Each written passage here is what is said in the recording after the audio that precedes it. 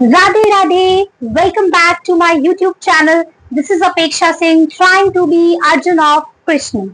Today we are going to continue our microeconomics class of the consumer equilibrium chapter. The further topic, earlier we have studied about the law of diminishing marginal utility. मैं यहाँ पे छोटा सा topics लिख दे रही हूँ जो हमने पहले पढ़े थे MU और TU के बारे में, लॉ ऑफ DMU के बारे में हम पढ़ चुके हैं. ठीक है. सो आज हम इम्प्लीमेंटेशन पढ़ेंगे by using this concept of law of DMU, how we are going to reach to our consumer's equilibrium position, कैसे हम कंज्यूमर सेटिस्फैक्शन लेवल पर पहुंचेंगे. ठीक है, लॉ ऑफ डीएमयू को यूज करके. अब सबसे पहले तो ये चीज आती है कि मैं एक टर्म्स को एक्सप्लेन करूंगी. ठीक है, कंज्यूमर क्या होता है, इक्विलिब्रियम क्या है. कंज्यूमर मैंने बताया था, he is the main decision maker of a consumption pattern. ये डिसाइड करता है कि कंज्यूम कितना कंजप्शन करना है. This is what exactly decides. This is what it decides. Equilibrium की मैं बात करती हूँ. अब इक्विलिब्रियम क्या है? Equilibrium which means a position of rest, state of rest. ठीक है, एक स्टेट जहां पे there is no position of no change. ठीक है, पोजीशन ऑफ रेस्ट. ठीक है, position of rest which means there is no change. कैसी position of rest? Which provides you the maximum benefit, जो आपको एक मैक्सिमम बेनिफिट दे या गेन दे under a given situation. So what is the equilibrium? Equilibrium refers to a position of rest और state of no change which gives you the maximum benefit और gains under a given situation. So consumer के लिए maximum benefit situation क्या होगी? Where he will get the maximum satisfaction. Consumer के लिए maximum equilibrium position क्या होगी? Consumer के लिए इक्विलिब्रियम पोजीशन होगी जब वो कंजप्शन करते हुए, जब वो कंज्यूम करे, कंजप्शन करते हुए उसे मैक्सिमम सैटिस्फैक्शन मिले, उसे हम कंज्यूमर इक्विलिब्रियम कहेंगे. अब हम इकोनॉमिकल डेफिनेशंस की बात करते हैं. ठीक है, I am removing this six consumer. अगर मैं इसकी बात करूं, now the thing is what is the consumer's equilibrium. Since we were aware of this things, consumer जो है इसकी एक लिमिटेड इनकम होती है. Correct, he has to spend his money. पैसा जो है लिमिटेड इनकम है उसके पास. Income which is a resource, resource is limited. I keep on repeating this thing. So resource, he has to spend his income, he has to spend his incomes on the goods and services. Goods पे उसको पैसा खर्च करना पड़ता है. So basically, so consumer, use your own common sense. Consumer का satisfaction position क्या होगा? जहां पर उसे maximum satisfaction मिले.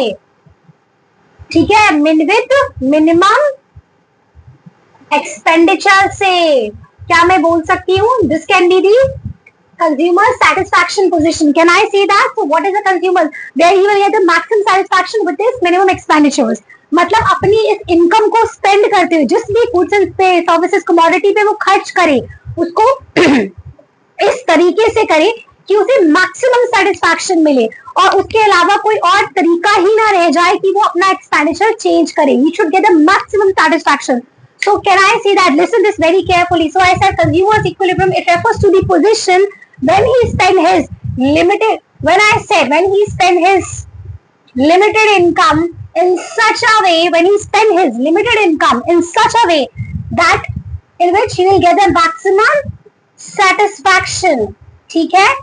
So when he spend his incomes in such a way that leads to the maximum satisfaction and has no tendency to change his way of existing expenditure, और बिल्कुल भी अपने एक्सपेंडिचर करने के तरीकों को वो चेंज ना करना चाहे. सो कंज्यूमर इकोनॉमी क्या पोजीशन होगी? Maximum satisfaction with minimum expenditure पे, कम से कम खर्चे में उसे मैक्सिमम सेटिस्फैक्शन मिल जाए. So basically he will going to spend his limited incomes on such commodities, on such combination of commodities. ठीक है, तो जहां पे उसे मैक्सिमम सेटिस्फैक्शन मिल सके, उसकी हम बात करते हैं. Get this point? यहाँ तक समझ में आया? अब इस सिचुएशन में अब हम बात करते हैं कैसे हम consumer equilibrium. So for a simple analysis I have taken a assumption. मैं पहली कंडीशन में मान के चल रही हूँ. Now the consumer has spent his entire income on a consumption of a single commodity. Consumer ने अपना सारा इनकम, सारा पैसा सिर्फ एक कमोडिटी को के खर्च पे, कंजप्शन करने पे लगा दिया. Let's take this single commodity as a X. हम एक्स ना गुड को हम क्या मान के चल रहे हैं? एक्स. ठीक है, I am removing this thing. So basically we were talking about here. Now we are going to talk about the consumer equilibrium in case of a single commodity. ठीक है, in case of single commodity से मतलब क्या है? Now as I've already told you, this is consumer. मैंने बताया था consumer जो है अपनी लिमिटेड इनकम जो है, ठीक है, consumer will spend his limited income, अपना पैसा है, अब पूरा का पूरा पैसा जो है, जितनी for example you have 20 rupees, 20 रुपए आपके पास है, आप 20 रुपए से आपके पास for example you have 100 rupees now, with 100 rupees now 50 rupees is there is available of 50 rupees of burger, and then there is available of 50 rupees of dosa, and then there is available of the 100 rupees of a complete thali, food thali. ठीक है. So now in this case, in the case of a single commodity, when I say, so the consumer is going to spend his entire income of rupees 100 to purchase that food thali of rupees 100. ठीक है. उसने एक commodity खरीदी उस 100 रुपए की. So which means the consumer has spent his entire income on that single commodity. ये हम कंसिडर करें in case of single commodity. So in which we are seeing, जिसमें हम देख रहे हैं अब कौन सी ऐसी सिचुएशन होगी कंज्यूमर अपने सेटिस्फैक्शन पॉइंट पर कब पहुंचेगा. ठीक है. when he is spending his entire income in case of a single commodity on a one single commodity. Again it is actually based on the, आप अपना दिमाग खुद लगाना है. Use your own common sense. Before I explain this economical term explain करने से पहले मैं एक जनरल कंज्यूमर बिहेवियर के बारे में बता रही हूँ. जनरल कंज्यूमर बिहेवियर कैसा होता है. यू विल पे, अगर आप 100 रुपीज वो फूड थाली के लिए दे रहे हो तो आप 100 रुपए उसके तभी दोगे अगर आपको भरपूर सेटिस्फैक्शन वो थाली खाने से मिलेगा. करेक्ट. कोई भी खाना आप खा रहे हो, उस खाना खाने के बाद आपको उतना लेवल ऑफ सेटिस्फैक्शन मिलना चाहिए जितना आपने पैसा दिया है. कंज्यूमर नॉर्मल बिहेवियर तो यही करेगा. कस्टमर का बिहेवियर कैसा होता है कि if I am paying you 100 rupees at my price of that paying, मेरा जितना खर्चा हुआ है I should get the equal benefit of that. मुझे बराबर का सेटिस्फैक्शन या उससे ज्यादा मिले, इक्वल सेटिस्फैक्शन मिले, ज्यादा मिले या उससे ज्यादा मिले, यही होगा. तो which means what ever the price and what ever the cost I am paying, उस चीज को खरीदने में, बाइंग दैट सिंगल कमोडिटी, उसके बराबर उसका सेटिस्फैक्शन मुझे मिलना चाहिए. ठीक है. मुझे सेटिस्फैक्शन मेरा जितना मैं पे कर रही हूँ, वरना कंज्यूमर क्यों पे करेगा अगर उसे कम मिलता है. ठीक है. फॉर एग्जाम्पल अगर कंज्यूमर्स को प्राइस यहाँ पे you can this things price कम पे करना पड़ रहा है, if he has to pay the less price and he is getting the more satisfaction, so what he will do, he will keep on buying more and more. For example if I would say 100 rupees है, अगर वही same थाली आपको 50 rupees की एक बार मिल रही है, आप वापस से 50 रुपए खर्च करोगे कि नहीं, है ना. So which means you will keep on buying more and more of those things. आप और खरीदते रहोगे till you reach to your satisfaction level of point. So basically एक नॉर्मल कंज्यूमर बिहेवियर कैसा होता है कि मैं जितना भी प्राइस कर रही हूँ, मेरा जितना भी कॉस्ट हो रहा है, मुझे उसके बराबर बेनिफिट मिलना चाहिए. So that will be my equilibrium position. वो मेरी इक्विलिब्रियम पोजीशन होगी. So what it has been said, so in case of a single commodity saying कि मेरा, सो आई विल, क्या होता है, so consumer will reach to, in case of a single commodity he will be at equilibrium position when he is buying such quantity of that commodity where the benefit is equal to it's cost. When he is buying such number of units of commodity where his cost is equal to its benefit, जहाँ पे मेरा cost इसके benefit के बराबर हो. Understand. So basically law of equilibrium जो है ये भी एक्चुअली डीएमयू के, लॉ ऑफ डीएमयू याद है, आई टोल्ड यू, ये भी लॉ ऑफ डीएमयू के ऊपर ही बेस करता है. So now we are going to study in this case कि यहाँ पे law of diminishing. So can I see that, क्या मैं ये कह सकती हूँ, मैंने जब ये कहा कि कॉस्ट को क्या मैं प्राइस बोल सकती हूँ, बेनिफिट को क्या मैं मार्जिनल यूटिलिटी बोल सकती हूँ, व्हिच मींस मार्जिनल सेटिस्फैक्शन. एक और खाने से जो मुझे सेटिस्फैक्शन मिल रहा है, क्या मेरा कंज्यूमर इक्विलिब्रियम पोजीशन वो नहीं होगा where my price is equal to my marginal utility. Correct. So which means can I say that, क्या मैं ये कह सकती हूँ, so which means now listen to my consumer's equilibrium definitions in case of single commodity as said. So consumer, it will be in a equilibrium position. Consumer will be in a equilibrium position in case of a single commodity when he is spending his limited income in such a way that a marginal utility is equal to the price paid for that commodity. कि जो marginal utility, जो भी marginal satisfaction मुझे मिल रहा है, वो मेरे price of commodity के बराबर होना चाहिए. So basically ये मेरी पहली कंडीशन हुई. सी, अब यहाँ पे आता है लॉ ऑफ डीएमयू का कॉन्सेप्ट. यहाँ पे कहाँ अप्लाई हो रहा है, क्वेश्चन आया हुआ दिमाग में, बहुत ही आसान था. आई थिंक इनके case of single commodity consumer income position क्या होगी, जितना मैं प्राइस पे कर रही हूँ उतना मुझे सेटिस्फैक्शन मिलना चाहिए. Now I am talking about what if. अब I am telling what if, listen to it very carefully. What if, let me put this here. ठीक है. What if MUX is greater than PX. X क्या है यहाँ पे, X I have taken as a single commodity. मैंने let किया है, let commodity be एक सिंगल commodity है, लेट commodity और गुड भी एक्स, मैंने एक्स को एक कमोडिटी माना है, ठीक है, so I have taken this things, मैंने ये माना है।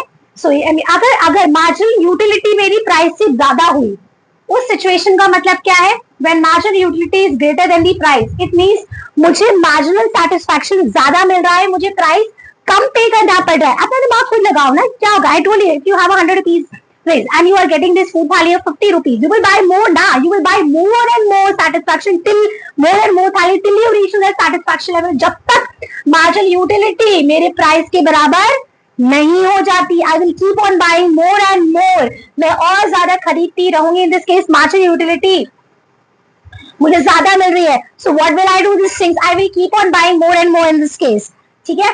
Now what I have given this thing here, so basically यहाँ पे हम बात करें marginal utility, I said what if, I said when marginal utility is greater than the price, जब मेरा marginal satisfaction ज्यादा है प्राइस से, मतलब मुझे satisfaction अभी बहुत ज्यादा मिल रहा है, मेरे को प्राइस कम पे करना पड़ रहा है, पैसा मुझे कम देना पड़ रहा है, लेकिन मुझे फायदा बहुत ज्यादा हो रहा है, तो मैं क्या करती रहूंगी, I will keep on buying more and more, मैं और ज्यादा लेती रहूंगी, कब तक खरीदती रहूंगी, I will keep on buying more and more till this MU falls and become equal to the price, जब तक ये MU fall करके प्राइस के बराबर नहीं हो जाता। So you understand, so in case when MU is greater than the price, what will I do, the consumer will continue to buy more and more unit of the commodity till the MU falls.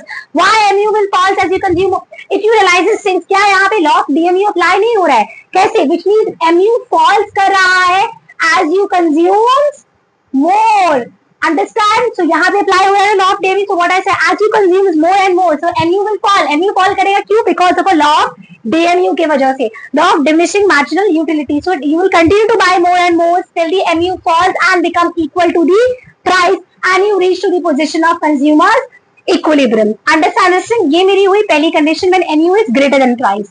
Now what if, let me remove these things, now अभी इसकी जगह क्या होगा, what if it is this, अगर ऐसा हुआ तो उस सिचुएशन में MU marginal utility is less than the price, which means you have to pay a more price, आपको प्राइस बहुत करना पड़ रहा है, आपका खर्चा ज्यादा है, बेनिफिट आपको कम मिल रहा है, आप क्या करोगे, you will continue buy less, आप कम खरीदोगे, you will continue to buy less of the X in order to raise your total satisfaction, अपना marginal satisfaction को आप बढ़ाने की कोशिश करोगे and you will keep on buying less and less, कम खरीदोगे till you reach to the equilibrium, MU will become equal to your price, understand, so ये आपकी तीन important position है, so basically the most important condition to achieve the consumer's equilibrium in case of a single commodity is when you spend his limited income in such a way when the marginal utility becomes equal to the price paid for that commodity. In case when MUX is greater than the price, in that way you will continue to buy, consumer will continue to buy more, because in this case benefit is greater than the cost, he is getting more satisfaction, he has to pay less price,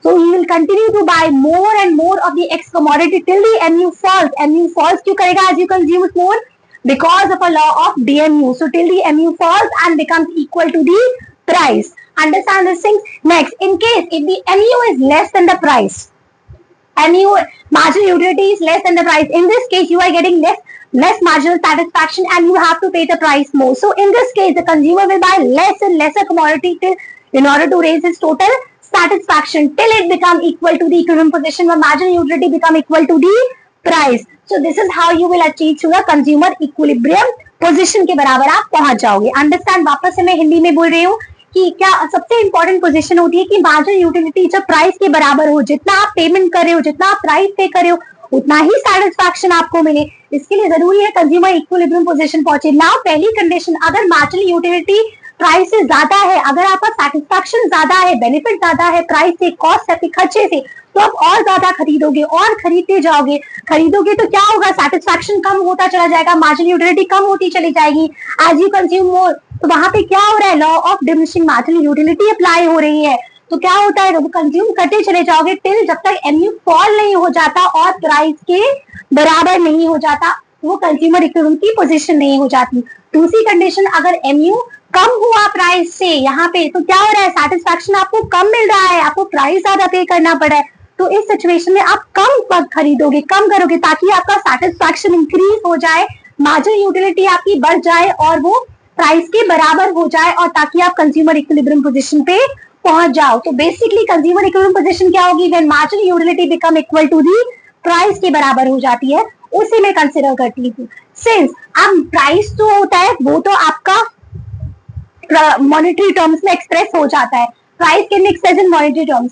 marginal utility को याद है हमने पढ़ा था इन terms of, हम utils में करते हैं, लेकिन अब क्योंकि प्राइस जो है it is in terms of monetary, तो इट्स वेरी इंपॉर्टेंट कि मार्जिनल यूटिलिटी को भी हम इन टर्म्स ऑफ मनी में, पैसे में हम उसको एक्सप्रेस करें। कैसे करेंगे marginal utility in terms of money, whatever marginal utility you have in terms of utils and MU money जो in terms of money, ये हमेशा constant रहता है।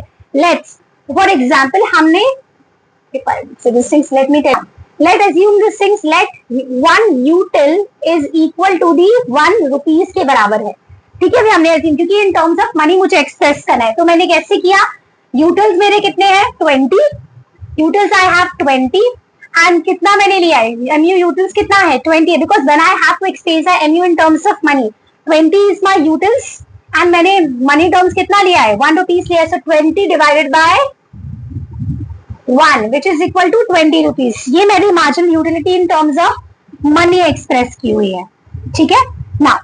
now I am going to explain this thing, this consumer equilibrium in case of one commodity through this diagram, किस graph के through मैं explain करूंगी, schedules के थ्रू एक्सप्लेन करूंगी, ठीक है। सो बेसिकली सेम चीज ली है मैंने, now I have taken this units in terms of 1 to 6 तक मैंने पूरी यूनिट्स ली हुई है, unit 1 2 3 4 5 6। So consumer is consuming these units of ice creams, वो कंज्यूम कर रहा है।